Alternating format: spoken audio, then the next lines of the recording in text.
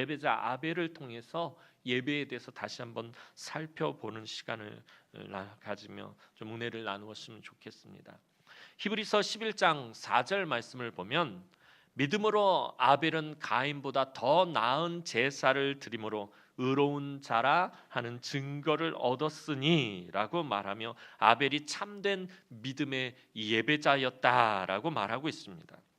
우리는 아벨이 가인보다 더 나은 제사를 드렸다라는 이 히브리서 말씀을 보면서 아벨과 가인이 드린 제물을 가지고 이들이 드린 예배를 평가합니다.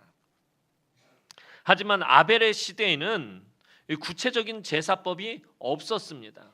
제사법은 모세의 시대에 와서야 만들어지게 됩니다. 정확하게 확립되기 때문에 이 아벨의 시대에는 제사법이 확실하게 이렇게 세워져 있지 않았습니다. 그럼에도 아벨은 양으로 피 흘림의 제사를 드리고 가인은 곡식으로 제사를 드렸기 때문에 아벨의 제사가 우월하다라고 생각을 합니다. 그러나 이것은 완전히 맞는 말은 아닙니다.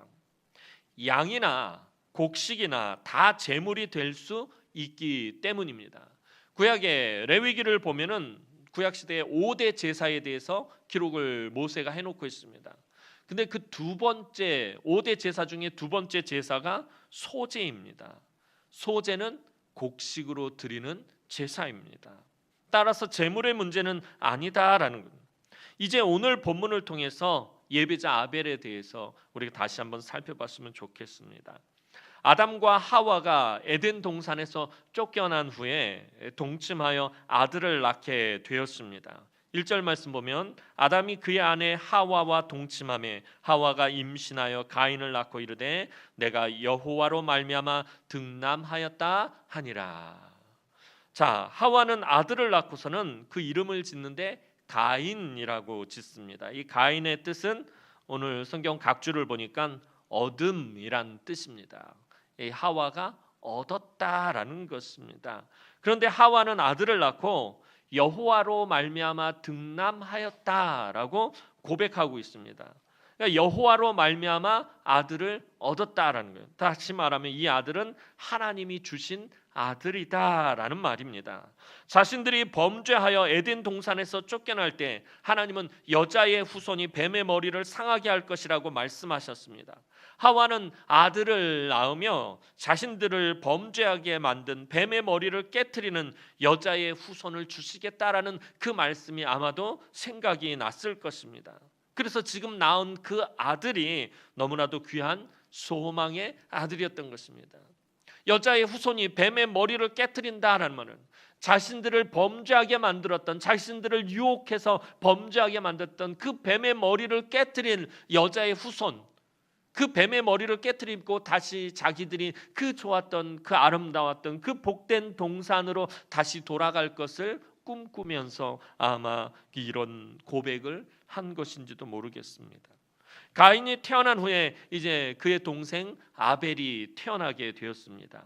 2절 말씀 보면 그가 또 가인의 아우 아벨을 낳았는데 아벨은 양치는 자였고 가인은 농사하는 자였더라. 아벨의 이름의 뜻은 오늘 본문은 말하고 있지 않지만 히브리어를 찾아보면 아벨의 이름의 뜻은 안개, 없음 이런 뜻입니다. 아마도 인생의 허무함을 나타내는 의미가 아닌가 합니다. 이제 그들이 자라나서 가인은 농부가 되었고 또 아벨은 양을 치는 자가 되었습니다. 그런데 창세기 9장에서 하나님께서 이 노아의 홍수 이후에 가축을 음식으로 주시는 말씀을 보게 됩니다. 그러니까 이 육식을 하게 된 게 홍수 이후 그때부터였다라는 것입니다. 그런데 아벨의 시대는 홍수 이전의 시대였으므로 아벨이 양을 치는 것은 그 양을 음식으로 취하기 위함이 아니라 양에게서 우유나 양털 혹은 가죽을 얻기 위해서 양을 치는 것이었습니다. 그리고 이제 이들은 아버지 아담에게 배운 대로 자기 직업에 적절한 제물을 하나님께 드리게 되었습니다.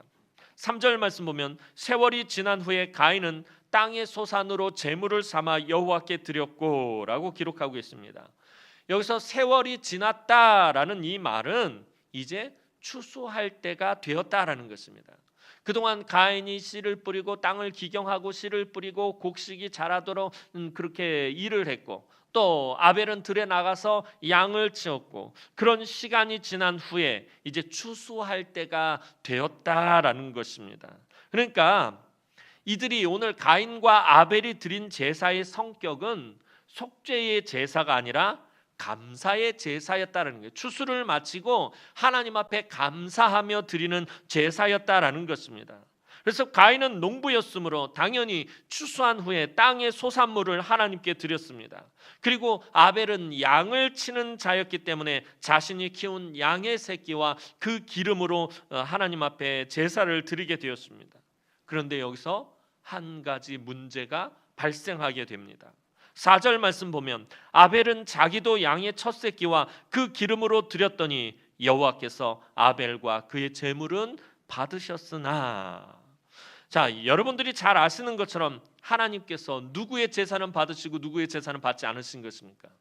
아벨의 제사는 받으시고 가인의 제사는 받지 않으셨다라는 것입니다.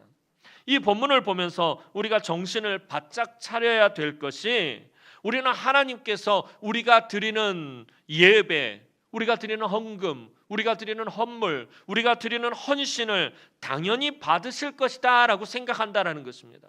오늘 여러분들이 이렇게 나와서 하나님 앞에 예배하면서 내가 지금 드리는 이 예배, 또 내가 드리는 헌금, 내가 드리는 헌신, 이 모든 것을 하나님께서는 당연히 받으실 것이다 라고 생각하면서 오늘 저와 여러분들이 이 자리에 있다라는 것입니다.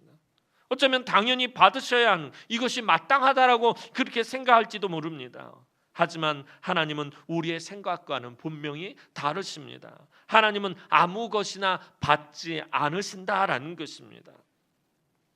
아벨과 가인이 드린 제물에 무슨 차이가 있었던 것이기에 하나님께서 아벨의 제사는 받으시고 가인의 제사는 받지 않으신 것입니까? 가인은 곡식을 드리고 아벨은 양을 드렸다라는 것이 문제가 되지 않는다라고 앞서서 분명히 말씀을 드렸습니다. 그럼 이 두 사람이 드린 제물에 무슨 차이가 있는 것입니까? 종류는 문제가 되지 않는다라고 말씀드렸습니다. 곡식과 양이라 서로 다른 종류를 드렸기 때문에 하나님께서 거절하신 건 아니다라고 말씀을 드렸습니다. 그럼 도대체 이 제물들에게는 무슨 차이가 있었길래 하나님께서는 아벨의 제물은 받으셨는데 가인의 제물은 받지 않으신 것입니까? 아벨과 가인의 제물의 아주 중요한 차이점은 아주 중요한 단어 하나가 있고 없고의 문제입니다. 그것이 무엇입니까? 아벨의 제물과 가인의 제물의 차이점의 가장 중요한 건 단어 하나의 차이입니다. 그것은 바로 첫이란 말씀입니다. 아벨은 양의 첫 새끼를 드렸지만 가인은 첫 소산물을 드렸다는 말이 없이 그냥 그 땅의 소산으로 제물을 드렸다라고 기록을 하고 있어요. 아벨과 가인의 제물을 구분을 하는데 첫이라는 말을 붙였는데, 이 아벨의 제물에는 이 첫이라는 말이 붙어 있지만 가인의 제물에는 그 글자가 붙어 있지 않다라는 것입니다. 성경에서 첫 열매, 또 첫 새끼, 처음 것, 이것은 무엇을 의미하냐면 가장 귀중한 것, 가장 좋은 것을 나타낼 때 쓰는 말이 바로 이 첫이란 말입니다. 처음 것은 제일 좋은 것을 말하는 것입니다. 그러니까 아벨은 하나님께 제사를 드리기 전에 자기 양떼에서 가장 좋고 가장 기름진 양을 미리 구별하며 하나님께 드릴 예배를 어떻게 했다는 거예요? 준비했다는 거예요. 미리 그 예배를 준비하고 있었다는 거예요. 그동안 자신의 삶 가운데서 자신의 최선을 다해 노력하고 수고하고 땀 흘렸던 그런 모든 일들 가운데 가장 좋은 것, 가장 귀한 것을 미리 구별하며 예배를 준비하고 있었다라는 것입니다. 하지만 가인은 예배할 때가 되어서 그냥 아무 생각 없이 동생 아벨이 예배를 드리니까 마지못해 아무거나 들고 와서 예배를 드린 것입니다. 하나님께 예배를 드린다라는 것은 어떤 제물을 들고 나오느냐보다 어떤 마음으로 나오느냐가 더 중요하다라는 것입니다. 하나님은 사람의 중심을 보시는 분이시기 때문입니다. 우리의 외모를 보시는 것이 아니라 우리의 외적인 조건, 나의 외적인 형편, 나의 외적인 처지를 보시는 것이 아니라 하나님은 우리의 중심을 보시는 분이십니다. 하나님 분명히 사무엘상 16장 7절 하반절에서 분명히 말씀하십니다. 내가 보는 것은 사람과 같지 아니하니 사람은 외모를 보거니와 나 여호와는 사람의 중심을 보느니라. 그런데 여기서 하나님께서 보시는 사람의 중심, 그 중심이 무엇을 말하는 것입니까? 이 중심이란 말은 인격, 지성, 감성, 의지, 하나님과의 관계 이런 것들을 나타내는 말입니다. 그러니까 하나님께서 그 사람의 인격과 그 사람의 지성과 그 사람의 의지와 그 사람의 관계성을 보신다라는 것입니다. 다시 말해서 하나님은 그 사람의 무엇을 보신다? 삶의 전체를 보신다라는 거예요. 예배하러 나올 때 들고 나온 그 예물만 보시는 것이 아니라 그 사람이 예배 드리기까지 하나님 앞에 나오기까지의 삶의 전체를 하나님은 눈여겨 보신다라는 거예요. 면밀하게 살펴보신다라는 것입니다. 하나님은 그들의 삶의 전체를 보시고 아벨의 삶과 아벨의 제물을 받으신 것입니다. 하지만 가인의 삶과 그의 제물은 받지 않으셨습니다. 그의 제물이 그의 삶을 그대로 나타냈기 때문입니다. 하나님은 삶을 예배로 받으시는 분이십니다. 사도 바울도 이 점을 분명히 하고 있습니다. 로마서 12장 1절 말씀 보면 너희 몸을 하나님이 기뻐하시는 거룩한 산 제사로 드리라라고 사도 바울이 분명히 말하고 있습니다. 우리가 하나님께 드릴 최선의 것은 우리의 온전한 삶입니다. 믿음의 예배는 우리의 몸, 곧 우리의 삶을 드리는 것입니다. 자신의 삶을 온전한 제물로 드리지 못하면 하나님은 그 예배를 가인의 제물처럼 거들떠보지도 않으십니다.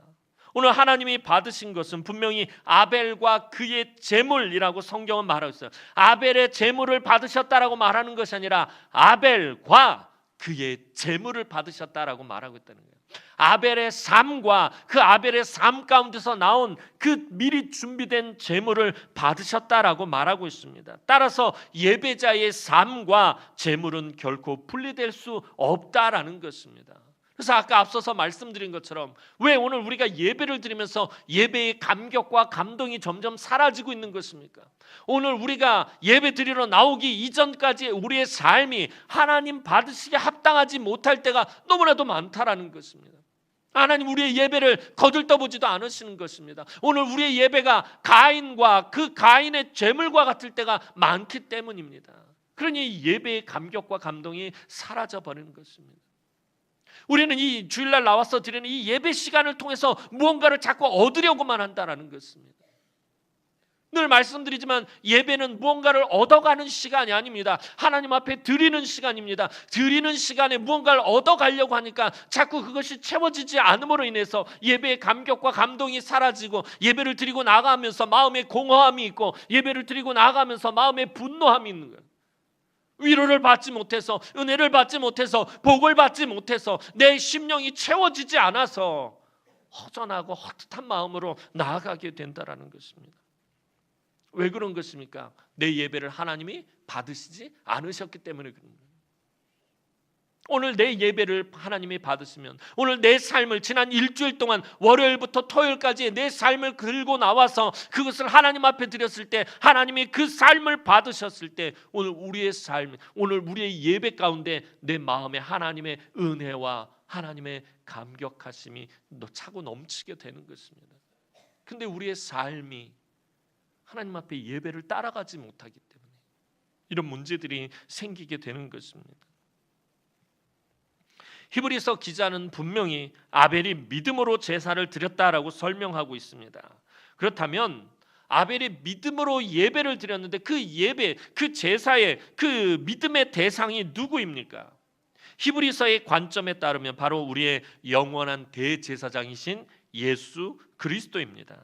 그렇다면 아벨은 오늘을 살아가는 우리처럼 예수 그리스도를 알고 그분을 믿음의 대상으로 삼았던 것입니까? 오늘 우리는 예수 그리스도께서 이 땅에 오신 이후에 태어나서 이미 예수님께서 이 땅에 오셔서 한 일들에 대해서 알고 예배를 드리지만, 아벨은 예수님께서 오시기 아주 오래 전에 살았던 사람입니다. 그런데 그가 어떻게 예수 그리스도를 향한 믿음으로 예배를 드릴 수 있었던 것입니까? 사실은 분명히 그렇지는 않았을 것입니다. 아벨은 우리처럼 예수 그리스도를 구체적으로 알지는 못했습니다. 다만 아벨은 그의 아버지 아담처럼 하나님을 본 적도 없지만 아담을 통해서 들은 하나님에 대한 모든 이야기를 믿었다라는 것입니다. 아담은 분명히 자신의 아들이었던 아벨과 가인에게 하나님에 대한 이야기를 분명히 했었을 것입니다. 하와와 함께 살았던 에덴 동산에 대한 이야기도 했었을 것이고, 하나님께서 천지를 어떻게 창조하셨는지 그것도 분명히 이야기했었을 것입니다. 아담은 자신이 어떻게 존재했는지, 어떻게 하나님의 동산에서 쫓겨났으며 그래도 하나님이 얼마나 은혜와 긍휼을 베푸셨는지 그의 아들들에게 분명히 알려주었을 것입니다. 아담이 에덴에서 쫓겨날 때 하나님은 아주 중요한 말씀을 이 아담과 하와를 범죄하게 만든 뱀에게 하셨습니다. 아까 말씀드린 것처럼 창세기 3장 15절 말씀 보면, 내가 너로 여자와 원수가 되게 하고 내 후손도 여자의 후손과 원수가 되게 하리니 여자의 후손은 내 머리를 상하게 할 것이요 너는 그의 발꿈치를 상하게 할 것이니라 하시고, 하나님은 아담을 쫓아내면서도 여자의 후손을 통해서 구원하실 것을 약속하셨습니다. 아벨은 이 여자의 후손이 무엇인지 잘 알지 못했습니다. 분명히 여자의 후손을 통해서 뱀의 머리를 상하게 하며 모든 악의 세력을 깨트리며 하나님께서 구원하시고 다시 회복시키실 것이라는 이 하나님의 약속, 그 구원의 약속을 믿은 것입니다. 하나님께서 여자의 후손으로 구원을 이루시겠다고 하신 약속의 말씀을 믿음으로 붙잡고 예배를 드린 것입니다. 그 여자의 후손이 누구인지 아직 아벨은 모르지만 오직 하나님의 말씀이기 때문에 믿은 것입니다. 그리고 이 믿음의 근거에서 재물을 가지고 하나님 앞에 나왔던 것입니다. 그의 삶을 이 믿음의 근거에서 늘 하나님 앞에서 경건하고 거룩한 삶을 살려고 했었으며 늘 그의 삶을 게으르지 않고 최선을 다하며 열심히 일주일 동안 살고 그렇게 하나님 앞에 나왔다라는 것입니다. 히브리서 기자가 말하는 아벨의 더 나은 제사는 그가 가인보다 더 나은 제물을 드린 것에 있었던 것이 아니라 하나님의 구원의 약속을 믿은 그 믿음 때문에 아벨을 의로운 자로 여기시고 아벨의 제물을 하나님께서 받으셨다라는 것에 있는 것입니다. 이런 내용을 오늘 창세기는 하나님께서 아벨과 그의 제물을 받으셨다라고 아주 간결하게 표현하고 있는 것입니다. 이제 자신의 예배가 하나님께 거부당하자 가인은 어떻게 합니까? 매우 화가 나기 시작합니다. 매우 분노하기 시작했습니다. 5절 말씀 보면 가인과 그의 제물은 받지 아니하신지라 가인이 몹시 분하여 안색이 변하니. 몹시 분했다는 거예요. 아주 그 마음에서 분노가 불일듯이 일어난 것입니다. 가인은 자신이 잘못한 것에 대해서는 전혀 생각하지 않고 자신의 예배가 하나님께 거부당한 것에 대해서만 지금 분노하고 있습니다. 앞서서 언급했듯이 우리가 드리는 예배를 하나님께서 당연히 받으실 것이다 라고 착각해서는 안 된다라는 것입니다. 저와 여러분들이 드리는 이 예배 하나님께서 당연히 받으실 것이다, 이렇게 우리 너무 쉽게 생각해서는 안 된다라는 것입니다. 일주일 동안 아무렇게나 막 살다가 주일에 한번 예배 드리면서 마치 하나님에게 선심 쓰듯이 예배하고는 복을 받지 못하면 분노합니다. 뭔가 채워지지 않으면 서운해합니다. 우리는 예배에 대해서 하나님께 그 어떤 것도 요구하거나 강요할 수 없습니다. 예배는 우리가 하나님께 무엇인가 받는 것이 아니라 전적으로 하나님께 드리는 것이기 때문입니다. 하나님은 가인의 이런 마음을 보시고 경고의 말씀을 주십니다. 6절에서 7절 말씀 보면요, 여호와께서 가인에게 이르시되 네가 분하여 함은 어찌 됨이며 안색이 변함은 어찌 됨이냐. 네가 선을 행하면 어찌 낯을 들지 못하겠느냐. 선을 행하지 아니하면 죄가 문에 엎드려 있느니라. 죄가 너를 원하나 너는 죄를 다스릴지니라. 하나님께서 가인의 마음에 그 중심을 너무나도 분명하게 보셨다라는 거예요. 하나님은 가인의 문제점을 정확하게 지적하셨어요. 가인의 문제점이 무엇입니까? 그의 삶이 선하지 않았다라는 것입니다. 네가 선을 행했다면 어떻게 네가 낯을 들지 못하겠느냐? 네 안색이 왜 변한 것이냐? 네가 선을 행하지 않았기 때문에 그런 것 아니냐 하면서 그의 삶이 선하지 않음에 대해서 하나님께서 지적하고 계십니다. 하나님은 예배자의 삶을 보시는데 가인의 삶을 보았을 때 받으실 만한 것이 하나도 없었다라는 것입니다. 내가 아벨의 삶도 면밀하게 보고 너의 삶도 내가 면밀하게 보았는데 너의 삶이 선하지 않았다. 그리고 내가 받을 만한 것이 하나도 없었다라고 말씀하시는 것입니다. 자신의 잘못을 깨닫고 회개하지 않으면 죄에게 지배당할 것을 하나님 또한 경고하셨습니다. 죄가 문에 엎드려 있느니라. 이 말씀이 무엇입니까? 사람이 집에서 제일 많이 지나다니는 곳이 어디입니까? 문 앞입니다. 그렇죠? 어디를 들어왔다 나갔다 할 때 하여튼 사람이 집에서 가장 많이 오고 가는 곳이 문입니다. 근데 그 문에 죄가 엎드려 있다라는 거예요. 죄가 호시탐탐 기다리고 있다라는 것입니다. 이 죄가 문에 엎드려 있느니라라는 말씀을 베드로가 한 말씀에서 저는 이렇게 해석해 볼 수 있었습니다. 베드로가 한 말 중에 뭐가 있을까요? 마귀가 우는 사자와 같이 두루 다니며 삼킬 자를 찾는다라는 말씀이 퍼뜩 떠오르는 것입니다. 죄가 문에 엎드려 있다는 거예요. 사람들이 가장 많이 지나다니는 그곳에 서서 언제든지 죄가 잡아먹으려고 준비를 하고 있더라는 것입니다. 마치 마귀가 우는 사자와 같이 삼킬 자를 찾아 두루 찾아다니는 것 같이 죄가 지금 가인 앞에 놓여 있더라는 것입니다. 하나님은 또 가인에게 뭐라고 말씀하십니까? 너는 죄를 다스리라 라고 가인에게 말씀하십니다. 사실 우리 인간이 죄를 다스릴 수 있습니까? 저와 여러분들이 죄를 다스릴 수 있나요? 저와 여러분들, 우리 인간들은 죄를 다스릴 능력이 없습니다. 그럼에도 하나님은 왜 너는 죄를 다스리라 라고 말씀하신 것입니까? 이 죄를 다스리라라는 말이 무엇을 의미하는 것입니까? 하나님은 지금 가인에게 무엇을 말씀하시냐면 너의 마음을 나에게 고백하라라는 것입니다. 지금 네 마음의 상태, 네가 지금 분노하고 있는 것, 네가 지금 미워하고 있는 것, 네가 지금 시기하고 질투하고 있는 것, 네가 지금 샘내고 있는 그 모든 것을 나에게 털어놓으라는 것이, 그게 죄를 다스리라라는 것입니다. 하나님에게 그 마음을 고백하라라는 것입니다. 사도 요한은 요한 1서 1장 9절에서 분명히 말씀하십니다. 만일 우리가 우리 죄를 자백하면 그는 미쁘시고 의로우사 우리 죄를 사하시며 우리를 모든 불의에서 깨끗하게 하실 것이다 라고 사도 요한 분명히 말하고 있어요. 우리 마음속에 있는 것을 하나님에게 자백하면, 정직하게 털어놓으면, 하나님, 가인이 정말 하나님 앞에 정직하게, 하나님, 내가 내 동생 아벨을 향해 질투가 불같이 일어나고 아벨이 미워 죽겠습니다. 아벨만 생각하면 화가 납니다. 왜 하나님 내 제사를 받지 않으신 것입니까? 그가 자기의 마음을 하나님 앞에 털어놓았어야 돼요. 정직하게 털어놓았어야 했습니다. 우리는 죄를 다스릴 능력이 전혀 없습니다.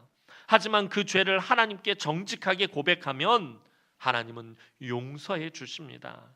가인이 아벨을 미워하는 마음이 들었으면 그 마음을 하나님께 털어놓아야 합니다. 그것이 죄를 다스리는 것입니다. 그 미워하는 마음을 하나님에게 털어놓지 못하자 그 마음이 더 큰 죄를 범하게 된 것입니다. 죄를 다스리지 못했더니, 그 마음을 하나님 앞에 고백하지 못했더니 미움과 분노가 어디까지 나아간 것입니까? 살인의 단계로 발전한 것입니다. 결국 우는 사자에게 삼켜지게 된 것입니다. 자신의 죄를 다스리지 못하던 가인은 하나님께 거절당한 분풀이를 누구에게 한 것입니까? 아벨에게 하고 말았습니다. 8절 말씀 보면 가인이 그의 아우 아벨에게 말하고 그들이 들에 있을 때에 가인이 그의 아우 아벨을 쳐 죽이니라. 8절의 각주를 보면 고대 역본들에 의하면 우리가 들로 나가자라는 말이 있다라고 표시가 되어 있습니다. 그러니까 가인이 아벨에게 야 아벨아 우리가 들로 나가자라고 아벨을 꼬드겨 가지고 들로 데리고 나가서 들에서 아무도 없는 들에서 이 아우 아벨을 쳐 죽였다라는 것입니다. 이게 뭘 말하는 것입니까?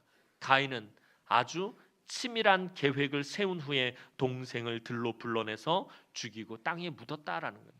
우발적으로 그런 것이 아니라 아주 치밀한 계획을 세웠다는 거예요. 죄를 다스리지 않았더니 어떻게 된 거예요? 자기의 마음을 하나님 앞에 털어놓지 않았더니, 하나님 앞에 자백하지 않았더니, 하나님께 회개하지 않았더니 어떻게 된 거예요? 죄를 계획적으로 세우는 단계까지 나아간 것입니다. 아주 치밀한 계획을 세운 후에 아벨을 들로 불러내서 그곳에서 자기 동생을 죽인 것입니다. 그러자 이미 가인의 삶을 면밀하게 보고 계시던 하나님께서 가인에게 말씀하십니다. 9절 말씀 보면 여호와께서 가인에게 이르시되 네 아우 아벨이 어디 있느냐? 그가 이르되 내가 알지 못하나이다. 내가 내 아우를 지키는 자니까. 가인은 동생을 살해한 일을 지금 하나님께 속이려 들었습니다. 하나님께서 처음 범죄한 아담에게도 오늘 비슷한 질문을 하셨죠. 먹지 말라는 선악과를 먹은 아담에게 하나님께서 하신 말씀은 아담아 네가 어디 있느냐라고 했어요. 근데 오늘 이 가인에게 뭐라 그래요? 내 동생이 어디 있느냐라고 물으셔요. 어디에 있느냐? 이거 하나님께서 지금 몰라서 물으시는 것입니까? 아담에게도 아담아 네 어디 있느냐? 너 어디 있노? 몰라서 물으시는 거예요? 하나님 몰라서 물으시는 건 아닙니다. 하나님 다 알고 계신다라는 것을 말씀하시는 것입니다. 하나님께서 왜 알면서 이것을 물어보고 계시나요? 어디 있느냐라고, 네 아우가 지금 어디 있느냐라고 알면서 물어보시는 이유가 뭐예요? 가인에게 기회를 주고 계시는 거예요. 가인에게 자백이나 회개할 수 있는 기회를 지금 하나님께서 주고 계시는 것입니다. 이러한 하나님의 자비하심에 대해서 가인은 하나님을 속이려 들었습니다.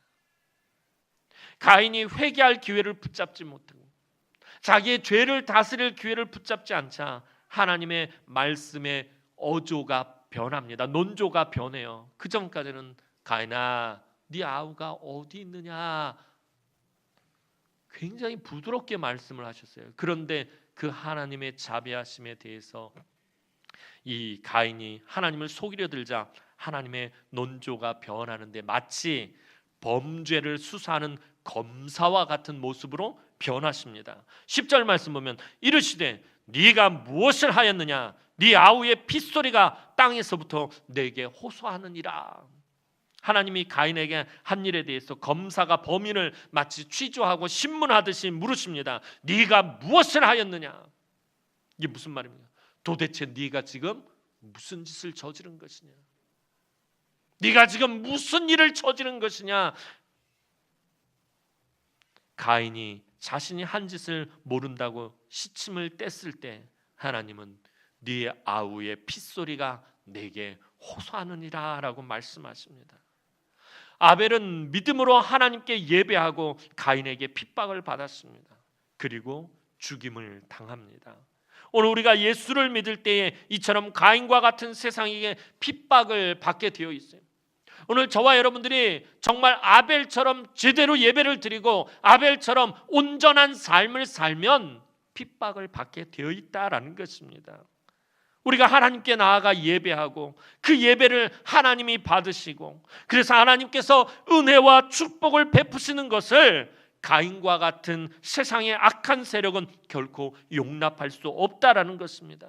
저와 여러분들이 하나님 앞에 나와 온전한 예배를 드리고 하나님께서 그 예배를 받으시고 저와 여러분들에게 은혜를 베푸시는 것을 마귀 사탄은 용납하지 못한다는 것, 셈을 부린다는 것. 오늘 가인과 같이 그 마음의 분노에서 셈을 부리게 되어 있다라는 것입니다.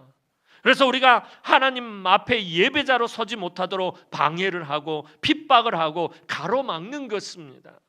그런데 우리가 세상에 타협하지 않고 믿음을 지키기 위해 고난을 당할 때 우리가 하나님 앞에 참된 예배자로 서기 위해서, 또 우리의 삶을 하나님 보시기에 온전하고 거룩하고 정결한 삶을 살고 선을 행하며 다른 사람에게 배려하고 양보하고 위로하고 예수 그리스도의 그런 삶을 살아갈 때 우리가 고난을 당하게 되어 있다라는 거예요.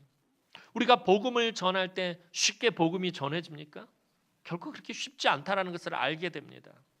예수 믿는 그리스도인의 삶을 산다라는 것이 그렇게 쉽지 않다라는 것을 알게 됩니다. 그 삶을 살려면 고난을 당하게 되어 있어요. 때로는 핍박을 당하게 되어 있다라는 것입니다. 우리가 믿음을 지키기 위해 온전한 예배를 드리기 위해 고난을 당할 때, 그런데 중요한 것은 하나님께서 우리의 호소를 들으신다라는 것입니다. 하나님은 이미 아벨의 피의 호소를 들으시고 이 문제를 해결할 의로운 피를 준비하셨습니다. 그것이 무엇입니까? 바로 예수 그리스도의 보혈의 피입니다. 예수 그리스도의 보혈의 핏소리가 하나님께 호소함으로 하나님께서 은혜와 긍휼을 저와 여러분들에게 베풀어 주시는 것입니다. 마태복음 26장 28절에서 주님 말씀하십니다. 너희가 다 이것을 마시라. 이것은 죄사함을 얻게 하려고 많은 사람을 위하여 흘리는 바 나의 피 곧 언약의 피니라. 아벨의 피는 예수 그리스도가 십자가에서 흘리실 속죄의 피를 증거하는 피입니다. 오늘도 우리가 예수의 십자가를 붙들고 하나님 앞에 예배할 때에 예수 그리스도의 핏소리가 하나님에게 호소함으로 하나님께서 은혜와 긍휼을 베푸시는 것입니다. 사랑하는 성도 여러분, 예배는 선택사항이 아닙니다. 늘 말씀드리지만 예배는 선택사항이 아니에요. 내가 드리고 싶다고 해서 드리고 드리기 싫다고 해서 드리지 않는 것이 아니에요. 여러분이 피곤하면 쉬어도 되고 바쁘면 빠져도 되고 급하면 그냥 넘어가도 되고 기분이 안 좋으면 기분이 내킬 때까지 미루어도 되는 것이 아닙니다. 여러분이 예배를 드리는 지금 우리 주님의 보혈의 피가 하나님에게 호소하고 있는 것을 알고 있다면 오늘 우리가 예배를 드리는 모습이 분명히 달라질 것입니다. 지금 이 시간에 우리 주 예수 그리스도의 그 십자가의 보혈의 피, 그 호소가 우리 하나님에게 들린다라는 것입니다. 오늘 여러분은 어떤 모습으로 어떤 재물을 가지고 하나님 앞에 나오셨습니까? 지금 여러분의 예배는 하나님이 받으실 만한 예배입니까? 또 지난 일주일 동안의 여러분의 삶은 하나님이 받으실 만한 것입니까? 여러분 정말 선한 삶을 사셨습니까? 우리 주님이 그토록 복음서에서 말씀하신 것이 무엇입니까? 너희의 착한 행실을 통하여 하늘에 계신 너희 아버지께 영광을 돌리게 하라. 너희는 세상의 빛과 소금이라. 빛과 소금의 삶을 살아라. 빛의 자녀로서의 삶을 살아라. 아름다운 삶을 살아라. 선한 삶을 살아라. 우리 주님 우리에게 그토록 부탁하셨습니다. 우리 지난 일주일 동안의 삶이 정말 우리 주님 말씀에 합당한 삶이었습니까? 하나님이 우리에게 원하시는 것은 여러분의 전 재산을 다 털어서 헌금을 많이 하라는 것이 아니에요. 헌금을 많이 해라 이건 아닙니다. 하루 24시간 1년 365일 내내 교회에서만 살아라 그것도 아닙니다.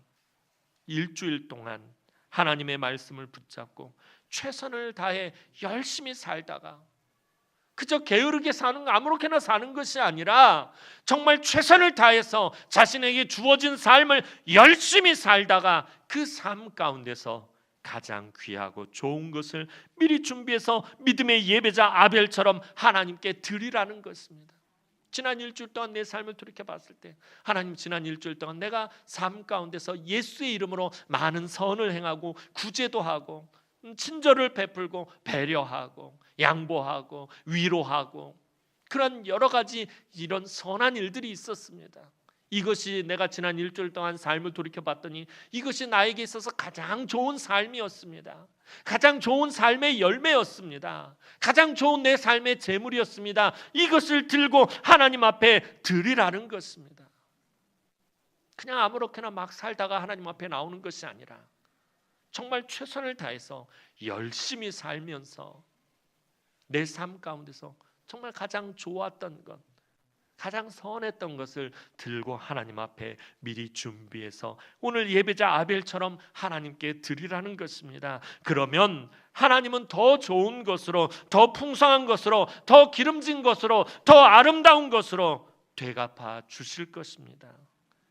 예배가 무엇입니까? 지난주 금요철야 때 말씀드린 것처럼 예배는 결국 자기를 희생하는 것입니다. 내가 선한 삶을 살고 무언가를 베풀고 나누는 삶을 살려면 자기를 희생해야 돼요. 자기를 희생하지 않으면 그런 삶을 살 수가 없습니다. 예배는 자기를 희생하는 것입니다. 자기를 희생하지 않으면 결코 하나님 받으실 만한 예배를 드릴 수가 없습니다. 자기의 욕심과 자기의 고집과 자기의 판단과 자기의 경험을 꺾어야 합니다. 예배를 위해서 희생하는 것이 없으면 그 예배는 예배가 아닙니다. 예배자 아벨처럼 예배를 위해서 희생할 때 희생한 만큼 은혜를 누리고, 희생한 만큼 위로를 얻고, 희생한 만큼 해결함을 받고, 희생한 만큼 새 힘을 얻고, 희생한 만큼 소망을 갖게 되는 것입니다. 오늘도 아벨과 같이 믿음으로 더 나은 제사를 드림으로 의롭다함의 증거를 항상 하나님 앞에서 얻는 사랑하는 주의 귀한 우리 남흥의 성도들이 되기를 주님의 이름으로 축원합니다. 기도드리겠습니다. 사랑과 은혜가 많으신 아버지 하나님, 은혜와 사랑을 진심으로 감사를 드립니다. 오늘도 하나님 사랑하는 주의 귀한 성도들이 지난 일주일 동안 하나님 말씀 붙잡고 최선을 다해 열심히 살다가 그 삶 가운데서 가장 귀하고 가장 좋은 것 미리 준비해서 오늘 예배자 아벨처럼 하나님 앞에 나온 줄로 압니다. 하나님, 우리의 예배를 오늘 아벨과 그의 제물을 받으신 것처럼 받아 주옵소서. 우리의 삶이 가인의 삶을 살지 않기를 소원합니다. 하나님, 우리의 예배가 가인의 예배처럼 하나님 앞에 거절당하지 않기를 소원합니다. 하나님, 늘 하나님 찾으시는 참된 예배자로 하나님 앞에 서게 하시고, 우리가 또한 우리의 삶을 하나님 받으시는 온전한 산 제사로 드리게 하여 주옵소서. 우리의 삶이 하나님 보실 때 선한 삶이 되게 하시고, 하나님과 사람들에게 인정받고, 하나님과 사람들에게 칭찬받고, 하나님과 사람들에게 사랑받는 그러한 온전한 삶이 되게 하여 주옵소서. 그래서 우리가 하나님 앞에 나와 예배할 때마다 예배의 감격과 예배의 감동이 회복되어지게 하여 주옵소서. 오늘도 하나님 앞에 나온 사랑하는 주의 귀한 성도들, 삶의 여러 가지 힘들고 어렵고 고난과 근심과 걱정과 염려 가운데서 하나님 그 모든 것을 들고 하나님 앞에 나왔습니다. 하나님, 사랑하는 주의 귀한 성도들을 이 시간에 위로하여 주시고 어루만져 주시고, 하나님 저들에게 새 힘을 허락하여 주셔서 또 한 주간 세상에 나아가서 승리하는 삶을 살 수 있도록 이 시간 하나님께서 은혜를 베풀어 주옵소서. 예수님의 이름으로 기도하옵나이다. 아멘.